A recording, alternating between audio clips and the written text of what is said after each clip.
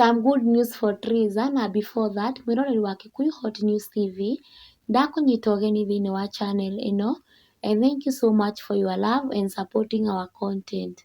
Continue subscribing for more updates.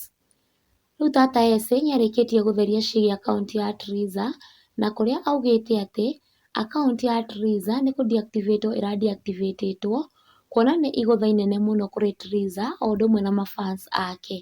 Na akaunti yanakinya hau nĩ ĩkoragwo na thĩna mũno kũ-recover, but with time no marageria megũkorwo magĩteithia Trizah na akorwo agĩcokererwo nĩ akaunti ĩyo. Na ũũ nĩguo Trizah akorwo akĩandĩka thutha wa ndagĩka nini thiru page-inĩ yake kana backup account-inĩ yake ya Facebook. So work has begun here and my page wasn't actually hacked. It's unpublished and we know by who.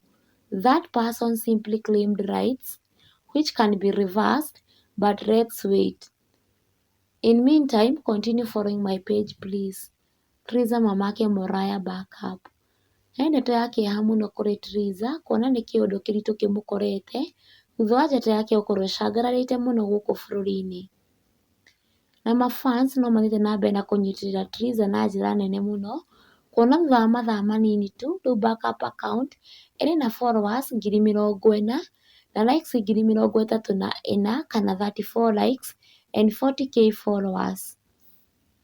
And now the good news nĩ atĩ rĩu rwĩmbo rwa Trizah korwo ndwokire nĩ rũrĩkĩtie gũkinya bũrũri-inĩ wa UK na kũrĩa Bishop Ben arĩ icera na akonekana kũrathimwo mũno nĩ rwĩmbo rũrũ agĩ quote page-inĩ yake ya Facebook atĩ ĩ korwo Ngai wakwa ndwokire, ĩ korwo ndwategeire kayũ gakwa matũ. Na nĩ rwĩmbo rwega mũno, rwĩmbo rũrarathima ngoro cia andũ aingĩ na koguo tũkiuge atĩa, Trizah mamake Moraya to the world. Keep shining mama. Congratulations once more. Remember to subscribe for more updates.